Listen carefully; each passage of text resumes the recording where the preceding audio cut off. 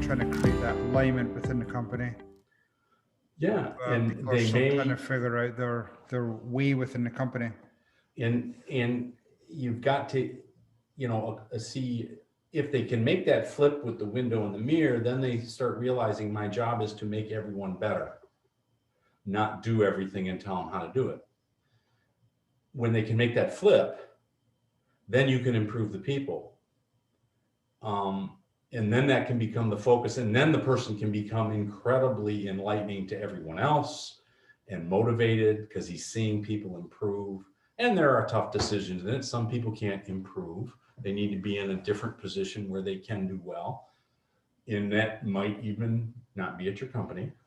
But it's that listening thing it's about others doing the work. I really think I'm working on developing a leadership training class. And the underlying message in the open module is leadership is not about you. You are leading others. Others are following you. Right. So you have to understand and listen to the others.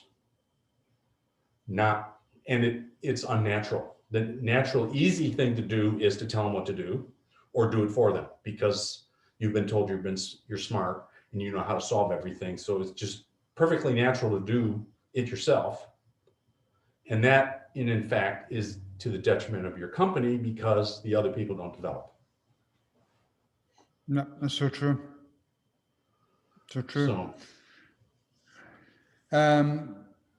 Talk to me about, you've obviously, again, touching on your teaching role and, what you're spending a lot of time doing these days. I mean, what led you to that decision to write a book? Well, I wrote Rock and Sand. And, I have a previous book, but Rock and Sand is the one that seems to have been most impactful for people.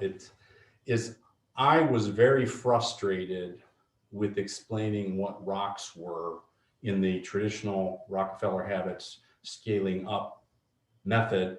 I certainly understood it, but I could not convey it very successfully to others. And my clients let me know that. So I had to have my humbling moment because I think I know how to teach very well. Yeah. And I can explain things well. So I turned it around and listened to them and said, please, let's draw a ton of pictures. And we finally came up with this picture of rock and sand and the idea that every business has sand and most businesses do it very, very well, or they wouldn't be in business. Okay, all the transactional nature of your business, that's what I call sand. If you don't do it, you don't get to invoice. If you don't get to invoice, you don't get to collect money. And it's about making money. All businesses really are, and doing good in the world, but you want to make money at it. And if you run out of money, you're out of business, right?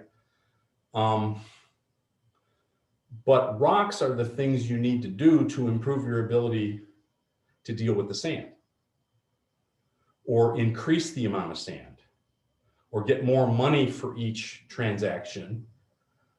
And I realized in listening to these owners who were coaching me that this idea of rock and sand and having to work on both at once was a moment of tension and friction that just about every CEO or owner faces.